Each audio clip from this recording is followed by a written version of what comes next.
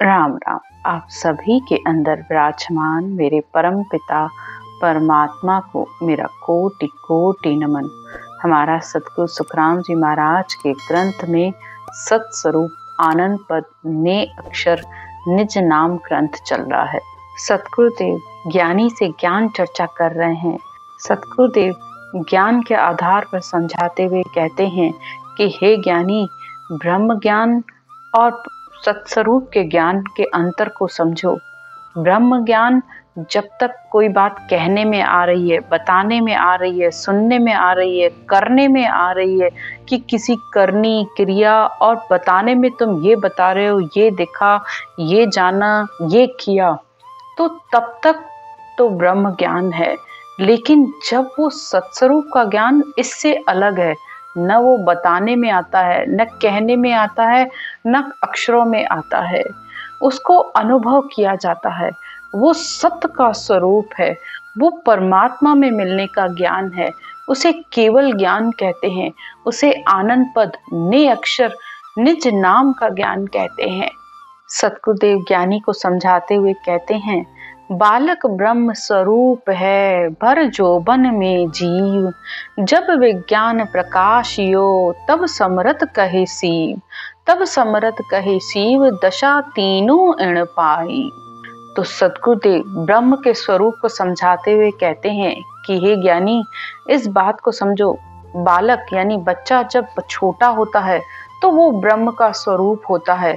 उसमें न राग है न द्वेष है, वहीं के वहीं लड़ता है और वहीं के वहीं फिर वापस आपस में खेलने लग जाते हैं, तो वो ब्रह्म का स्वरूप है। लेकिन जैसे ही वो बड़ा होता है, जवान होता है, तो वह कर्म बंधन में लग जाता है, तो वो जीव बन जाता है। तेरा मेरा, मैं तू, अहंकार, इन सब के वश हो जाता है, तो वो जीव बन जाता है। लेकिन जब उसे सत्य स्वरूप का ज्ञान मिलता है, सच्चे संतों का संग मिलता है, ये अणभय ज्ञान का उसके अंदर जब प्रकाश होता है, तब उसके अंदर इस ज्ञान से विज्ञान प्रकट होता है। यानी इस सत शब्द रूपी ब्रह्म धुन का उसे जब ज्ञान मिलता है, तब वो शिव बनता है। तो जब बच्चा था तब वह ब्रह्म था, फिर जीव बना, फिर जीव ब्रह्म, फिर शिव ब्रह्म बना। तो ये तीनों ही पद इस शरीर तक ही हैं, और तीनों ही दशाएं जो उसकी हैं, जो कहने में और बताने में आ रही हैं, तो ये इस शरीर के साथ ही है। लेकिन जो सत्स्वरूप आनंद पद है, जो गुरु पद है, वो अलग है। लेकिन तुम मुझे ये बताओ कि इस जीव में, जीव ब्रह्म में और शिव ब्रह्म में कौन अधिक है, कौन कम है? यानी ज्ञान का संग किया तो जीव से ब्रह्म में आया, ब्रह्म से वो ज्यादा से ज्यादा पर ब्रह्म तक, पिता के देश तक पहुंचा। लेकिन उसका जन्म मरण खत्म नहीं हुआ, क्योंकि सतपथ का ज्ञान अभी उसे नहीं मिला है। सत स्वरूप का ज्ञान इससे अलग है, वो आत्मा को परमात्मा में मिलाने वाला ज्ञान है।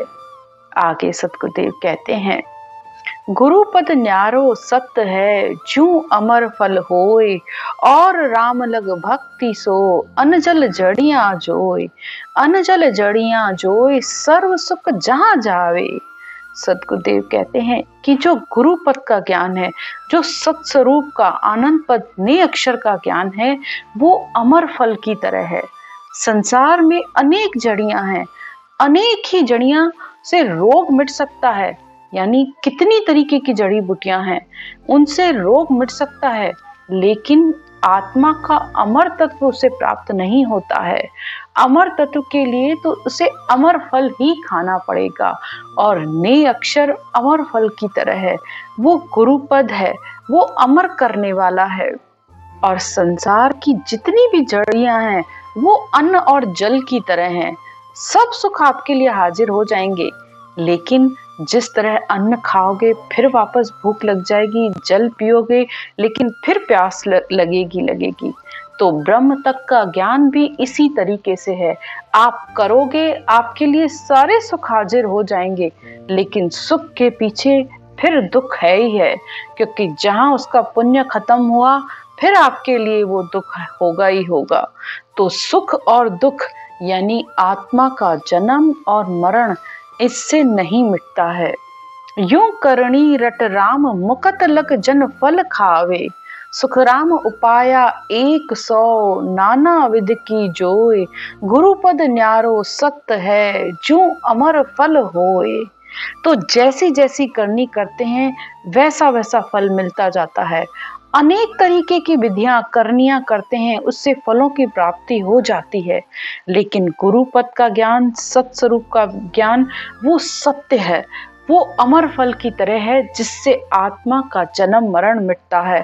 सदगुरुदेव और उदाहरण देकर कहते हैं, काम सरब इन जग का कहिया करे सब आए, पण चीजा की परीक्षा किस विद की भी जाए, किस विद की भी जाए, ज्ञान इन आ सहज आए। अब संसार में अगर आपको कोई काम करवाना होता है तो आप मुंह से कहकर करवा लेते हो, तो सामने वाला आपके लिए वो काम कर भी देता है। लेकिन संसार में कुछ ऐसी चीजें हैं जिसकी परीक्षा नहीं की जा सकती, उनकी परीक्षा आप कैसे करोगे? इसी तरह ज्ञान भी है। ज्ञान को भी जब तक सुनोगे नहीं, समझोगे नहीं, करोगे नहीं, तो आपको पता कैसे चलेगा कि ये इस ज्ञान से आपकी पहुंच कहाँ तक है, कहाँ तक जाना है, कैसे परमात्मा के भेद को जानना है, वो ब्रह्म ज्ञान क्या है, सत्स्वरूप का ज्ञान क्या है। तो इस तरह ज्ञान की परीक्षा के लिए तो आपको ज्ञान को अपनाना ही पड़ेगा। आगे सदगुरुदेव कहते हैं, लाख कहो कोई आण समझ तो घट के माही। अब कोई आपको कितना ही आकर समझाए, लेकिन मनुष्य समझता तो अंदर से ही है ना। जब तक आप खुद विश्वास नहीं करोगे या आप अपनी बुद्धि से उस बात को विवेक से नहीं धारण करोगे, तो वो ज्ञान बुद्धि पर बैठेगा ही नहीं।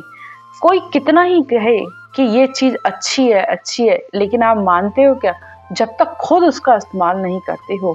तो ज्ञान भी इसी तरीके से ही है, उसको धारण करने पर ही आपको जो अनुभव होते हैं तब आप उसको सच समझते हो। आगे सदगुरुदेव कहते हैं, सुखराम नाम सत दुर्लभ है, सिमरन सहज उपाय, पण भेदा भेद में भेद रे किम दर्शावे लाए। अब भेद के अंदर ही भेद है, यानी ये ज्ञान अंतर का है। अंतर में जब आप इसका भेद से, विधि से जब इसका नाम लेते हो, तब वो निज नाम, वो नए अक्षर प्रकट होता है।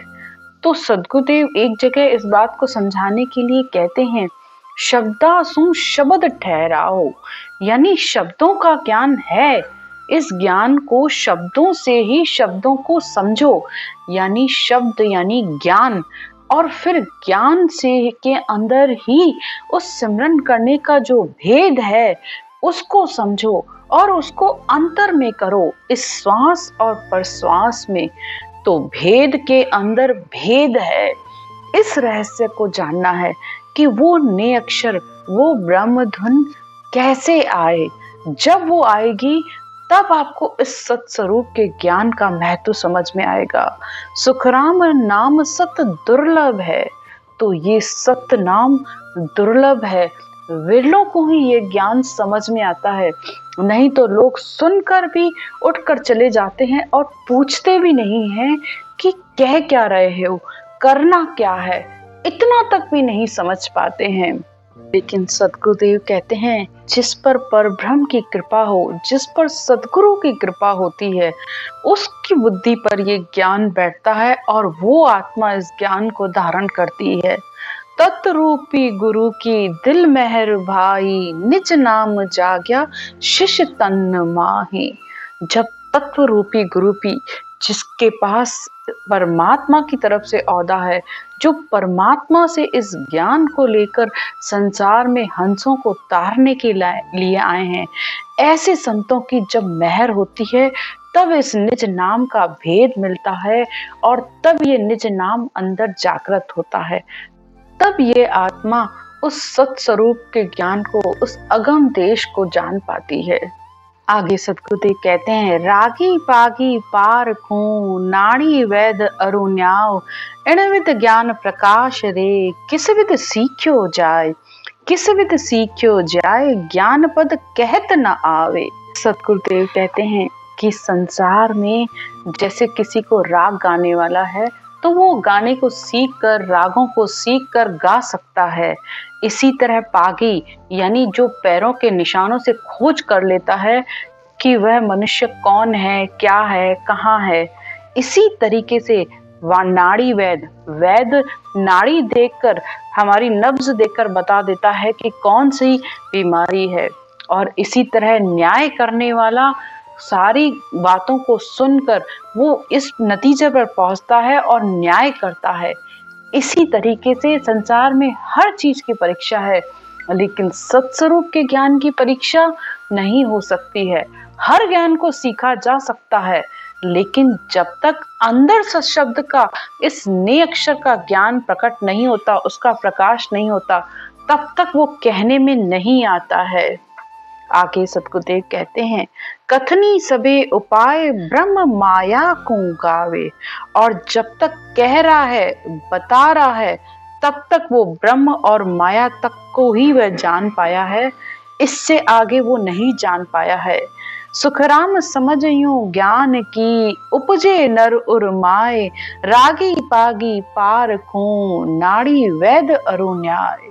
तो सदगुरुदेव कहते हैं कि जब तक उसके अंदर इस सत शब्द के ज्ञान की समझ नहीं आई है, ज्ञान का प्रकाश नहीं हुआ है, तब तक सिर्फ माया और ब्रह्म तक के ज्ञान की बातें बता रहा है, लेकिन अंदर उसकी जागृति नहीं हुई है। और अगर हुई है तो फिर वो बताई नहीं जाती है, वो अनुभव किया जाता है। क्योंकि सत स्वरूप का ज्ञान सबसे श्रेष्ठ है, वो सत्य का स्वरूप है, वो सत्य सबके ऊपर है। उस परब्रह्म से भी आगे वो परमात्मा का देश है, वो अगम देश है। उस अगम देश के लिए न किसी पाप की, न किसी पुण्य की, न किसी करनी की, न कोई तीर्थ, न कोई व्रत, न कोई देवता पूजा, जप तप, कुछ भी करने से उस सत्य की प्राप्ति नहीं होती है। सिर्फ बैठ के 10 मिनट, 15 मिनट बैठ के इस आती जाती श्वास में इस राम के नाम को लो, तो वो निज नाम ने अक्षर जागृत होता है। वो ही सत्य का स्वरूप है, वो ही इस आत्मा को उस अगम देश में ले जाएगा। वो आया ही इस आत्मा को लेने के लिए है। तो जब तक उसकी जागृति नहीं होती है, तब तक सारे जितने भी ज्ञान हैं वो सिर्फ ब्रह्म और माया तक के ज्ञान हैं और कुछ भी नहीं। आज की चर्चा यहीं तक। राम राम।